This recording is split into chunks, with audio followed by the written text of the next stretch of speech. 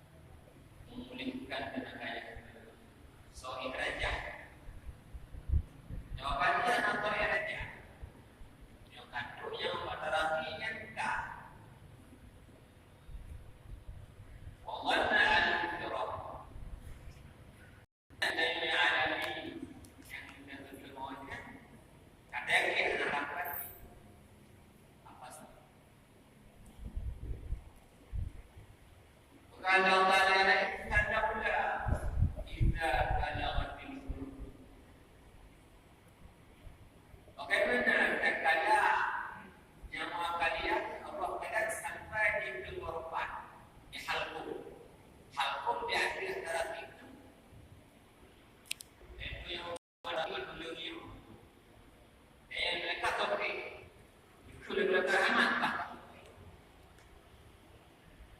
oleh mereka dapat arah mereka ada yang berjauh oleh mereka dapat membuat punya oleh mereka yang akan dewa bersedap binatang baik tapi problem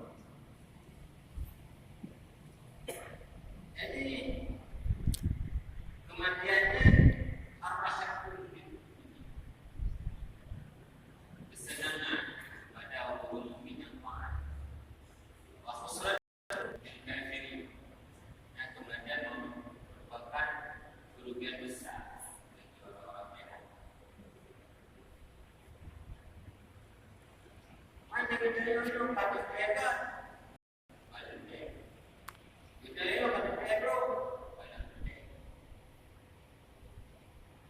Kata Rasulullah SAW, sesungguhnya seseorang pun akan melakukan amalan-amalan di syurga sehingga antara kamu dan syurga tinggal sedikit lagi karena nasib kamu telah mendahului.